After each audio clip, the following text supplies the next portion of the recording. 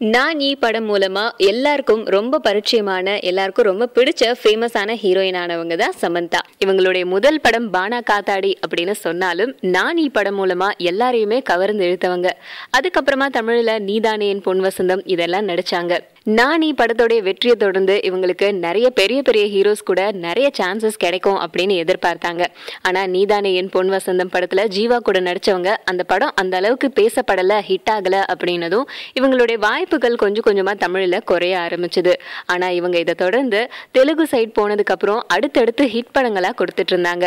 இருந்தாலும் தமிழ் ரசிகர்களை நான் ஏமாற்றக்கூடாது, என்ன அவங்க ஒதுக்கிடுவாங்க அப்படிங்கிறதுனால இப்போதைக்கு நான் எந்த கதாபாத்திரத்தையும், அதாவது எல்லா கதாபாத்திரத்தையும் நான் ஏற்று நடிக்க மாட்டேன். குறிப்பிட்ட என்னுடைய பேர் சொல்ற மாதிரியான கதாபாத்திரங்களை மட்டும்தான் நான் நடிப்பேன், அது வரைக்கும் நான் நடிக்க மாட்டேன் அப்படின்னு சொல்லியிருக்காங்க. ஆனா இப்போதைக்கு இந்த வருஷம் நிறைய பெரிய ஹீரோஸ் கூட இவங்க ஒப்பந்தம் ஆயிருக்காங்களாம். இந்த படங்கள் எல்லாத்தையுமே நடிச்சு கொடுத்ததுக்கு அப்புறம் நல்ல கதாபாத்திரம் வர வரைக்கும் நான் வெயிட் பண்ணுவேன் அப்படின்னு சோஷியல் நெட்வொர்க்ல இவங்க சொல்லியிருக்காங்களாம். இதுக்கு காரணம் என்ன அப்படின்னு கேட்டா, போன நயன்தாரா திரும்ப வந்துட்டாங்க. த்ரிஷாவுடைய மார்க்கெட் இன்னும் குறையாம இருக்கு. நஸ்ரியாவும் ஒரு கலக்கு கலக்குறாங்க. அப்படிலாம் இருக்கும்போது சமந்தாவை எங்க ஓரம் கட்டிட போறாங்க அப்படின்ற பயத்துல தான் சமந்தா இவ்வளவும் பண்ணிட்டு இருக்காங்க அப்படின்னு கோடம்பாக்கம் வட்டாரத்துல இருந்து பேச்சுக்கள் அடிபட்டுட்டு வருது.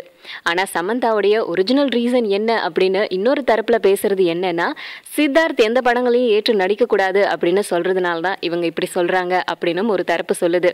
ஆனா சமந்தா திட்டவட்டமா சொல்லியிருக்காங்க, எனக்கு தகுந்த பாத்திரம் வர்ற வரைக்கும் நான் கண்டிப்பா எந்த படத்தையும் ஏற்று நடிக்க மாட்டேன், எனக்கு தகுந்த கதாபாத்திரம் வந்துச்சுன்னா கண்டிப்பா நான் நடிப்பேன் அப்படின்னு சொல்லியிருக்காங்க.